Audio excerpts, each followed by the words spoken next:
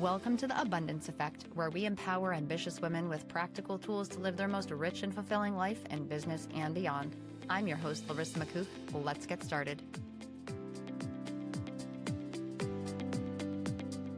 Have you ever opened your laptop only to think about something really important, and then 15 minutes later, you check your email, answer a few messages, open ChatGPT, look at your calendar, and somehow still haven't actually answered the original question? You may have gathered more information, but have you actually thought about or even paid attention to what you were doing?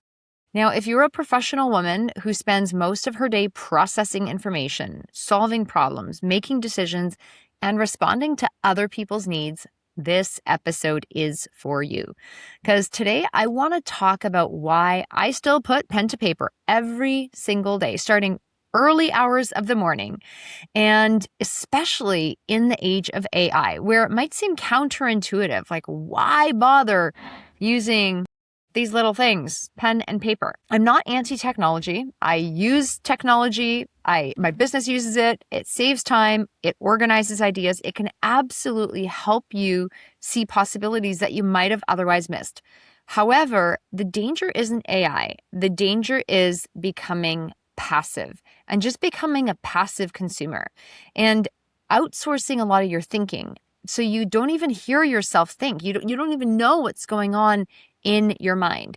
So today I want to talk about why handwriting creates a very different experience than typing, and why I actually take time to deliberately write each and every morning, how sometimes using my non-dominant hand and one simple practice that you can actually use to think more clearly before the rest of the day can start working for you. So let's get into this. We are outsourcing so much more than just tasks to AI. We're outsourcing more and more and more and more of all parts of our lives. Our phones remember numbers. Great. But do you use that part of your brain anymore? Probably not. You're just dial a name. You don't even know people's phone numbers. GPS tells us where to turn. Are you thinking about what the most effective route is? Are you even thinking about what route you're taking, or do you just follow GPS? Apps tell us when to drink water, when to stand up, when to breathe, and apparently when we've had a bad sleep, just in case we weren't grumpy enough. However, AI, it's great at writing, summarizing, analyzing, planning, and generating ideas. This is called cognitive offloading. Okay, so using something outside of you and outside of your mind to store information and perform part of the thinking process. However, cognitive offloading isn't a bad thing. It's the way we're using it. Okay, grocery lists are cognitive offloading. They're good. A calendar is cognitive offloading. Great. I'm not suggesting you memorize every appointment, try to navigate Toronto using the stars. However, what I am suggesting is that you stop delegating and just giving everything away without paying attention. There was a study done in 2025, and it involved 319 knowledge workers. It found that their confidence in generative AI was associated with less reported critical thinking effort in AI-assisted tasks. So it basically doesn't mean AI automatically makes people less intelligent. It does suggest that how we use it matters. AI can become a brilliant thinking partner, or it can become a really, really polished substitute for having a real, true, original thought. Now, I want it to support my brain, not repossess it. And so this is exactly why handwriting feels different. When you're writing by hand, it's different than typing. Typing is really, really fast for many of us. It's one of the greatest benefits of typing. So if you want speed, typing is great. However, the speed can also allow you to skate across the surface of an idea. You're not really paying attention. Your fingers are moving, you're hearing things, but there's a disconnect. Handwriting, it actually slows me down just enough. So I actually have to stay with a thought. I actually have to pay attention. I can't open 17 tabs in a notebook. I can try, but it gets really messy really fast. There just isn't enough space. Writing by hand, it involves language, memory, movement, touch, and visual processing. And one EEG study of young adults, it actually found that way more elaborate brain patterns and brain connectivity happened during handwriting than typing. It doesn't claim that handwriting is universally superior to AI, but there is definitely more activity going on in here. I don't want you to throw away your laptop. I don't want you to toss your phone. But what I am saying is handwriting creates a different kind of attention. The pen moves more slowly than your mind. And in that gap, in that space, you have the time to notice things. You're going to notice when your sentence trails off. You're going to notice a word that you keep repeating.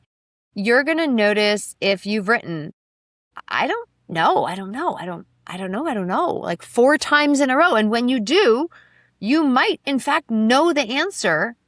You just may not like the answer.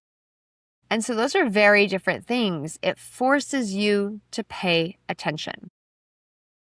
Now, I don't write every single morning because I believe the pen is enchanted. Like, love pens, but it extracts something powerful from within.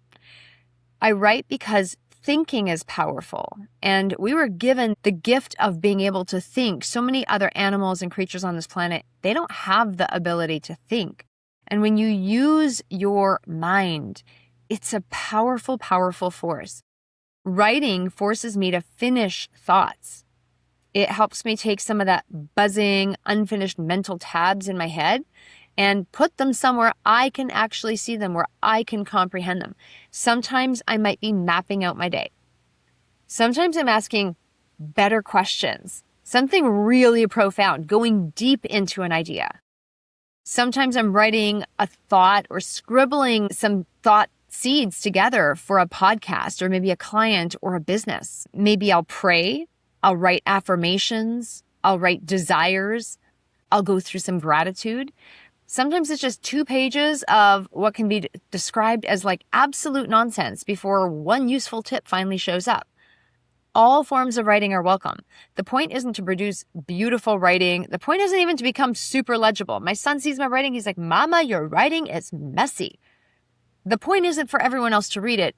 It's for me to pull something out of me. You want to know, you want to pay attention to what's happening and what's going on inside you. One of the things I've realized for myself and also with the clients that I've worked with is your body, it knows when you're telling yourself the truth. You may consciously create some kind of impressive explanation, or you may try to rationalize something. You might build a 10-page slide deck defending a decision you already know isn't right. But your body knows, and it's going to fight, it's going to pull, it's going to move in a direction. It's going to contract. It's going to get tighter. It's going to give you signals. There might be heaviness, some kind of hesitation, or maybe even relief when your truth, something real, something honest and authentic actually lands. Pen and paper can help you hear it. So what it's doing is writing creates a pause between stimulus and response. Most women, they wake up and start reacting almost immediately.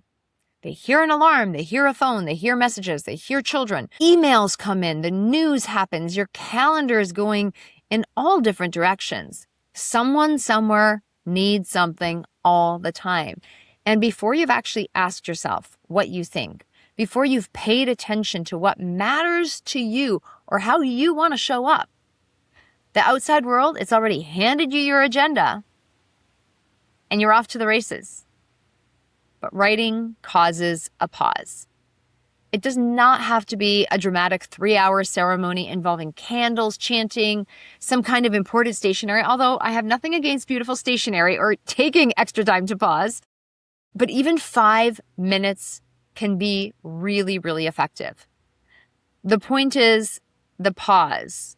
Hitting that pause button is what matters, because that's the gap. That's the space where you move from reaction to intention. You stop consuming long enough to create. You stop responding long enough for you to actually decide and make a decision. You might stop asking, what does everyone need from me? And you might pay attention to what you need from you, what you need to be a leader in your own life.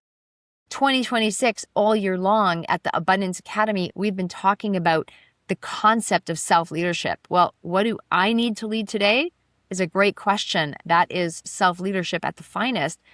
Go answer that and show up in your own life. One of the things I might do is sometimes I even write with my non-dominant hand, and my writing looks like it belongs to a small child that's writing on a gravel road in the car. It is not elegant. It is not cute. It's all over the place. It's big. It's very clunky. But what it does is it forces me to slow down. And I've done this with tons of clients, and no one's impressed with their writing.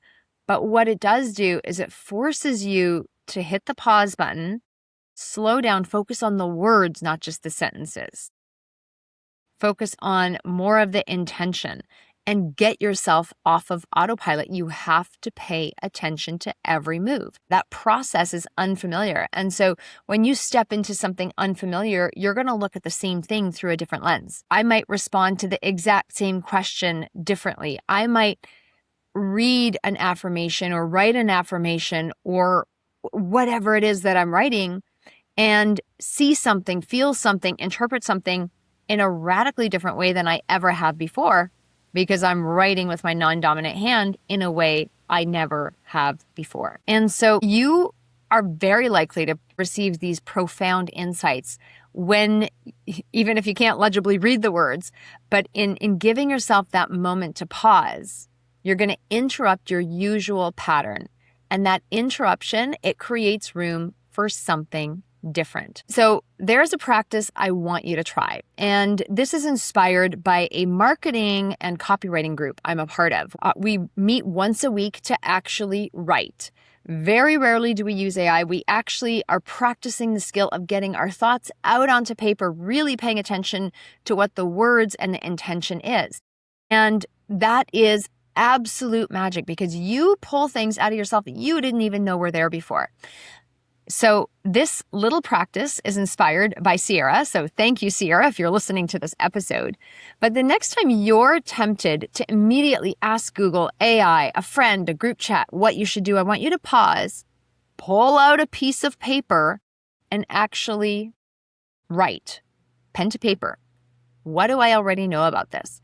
And give yourself 5 uninterrupted minutes, no editing, no research, no filter, no checking, no asking AI to make sure it sounds better before you've said anything at all, but just write for 5 minutes. And after 5 minutes, knock yourself out, go use your tools, go ask for additional perspectives, research whatever you might be missing. Do that. The tools are there to help. But use AI to challenge your assumptions. Use AI to organize your thoughts or show you options. Make sure to begin with yourself. Now, this is a simple sounding exercise, and I promise you, if you start to do this and make this a part of your everyday practice, you will get wildly and different results, because AI is so much more useful when you actually put something smart into it. When you bring a mind that's awake and discerning and actually engaged, you're going to put better stuff into AI and be able to use the technology to expand your thinking and not avoid it. Okay? Stop delegating your thinking responsibility. Stop delegating and outsourcing your mind. Each and every morning, it gives you an opportunity to stop reacting and start thinking. And this is one of the reasons I am so incredibly passionate about mornings. Now, I love waking up early. I'm an early bird. I'm up at 4:05 every day, or sometimes sooner. And I don't think everyone needs to wake up at 4, okay? Follow your internal alarm clock. I also don't think you need a 12-step morning routine involving lemon water, ice baths, and 12 hours of meditation before the sun has decency to rise. However, your morning, whatever you include in it, is the most valuable time of day, because this is your daily training ground. This is where you get to hit the mental gym. This is where you can practice hearing yourself before the noise begins, and where you actually remember what matters. Your brain is so differently awake. It's in a very creative state when you wake up. And when you align your thoughts, your identity, your actions before the world starts pulling you in so many different directions, you are going to thank yourself. Right? The woman that you train yourself to be in those first moments of the day is the woman that you're going to carry into the rest of your day. So that's my challenge to you. Use your mornings. Also, before you try to outsource your thinking, use your own mind. So today we've talked about a lot why I still put pen to paper in the age of AI, not because technology is the enemy, but because passive thinking, it really is. It's not serving us. We talked about cognitive offloading and the difference between wisely using a tool and surrendering the work of thinking altogether. We talked about how handwriting slows the process and engages your attention differently to actually help you notice your own patterns. And I gave you one simple practice, okay? Before asking the world for its answer, ask yourself, what do I already know? Write it down for 5 minutes, then bring in the tools, but bring your wisdom first. Technology second. And if you are ready to become more intentional about how you begin your day, I would love to invite you to my Rewire Your Morning, Reinvent Your Life Masterclass. This is not about adding another complicated routine to your already full life, but it is about learning how to use your mornings to think more clearly, to reconnect to who you are, and train the habits and identity that support the success that you're ready to sustain. So this is a 90-minute session, and I'm going to walk you through the hidden patterns that can derail even the most capable women. I'm going to share the 3-part morning formula that I use to help turn good intentions into meaningful results. And best part is it's absolutely free. So you can register through the link in the show notes, because every single morning you have a choice. You can wake up immediately and become available to the world, or you can take a few minutes and intentionally become available to yourself. That's what I want for you. Go put pen to paper. Go hear your own voice. Go lead your life from there. And join us for the Rewire Your Morning, Reinvent Your Life Masterclass. Details are in the show notes. I would love to see you there. That's it for today's episode. I will see you again next week for another episode of The Abundance Effect. Bye for now.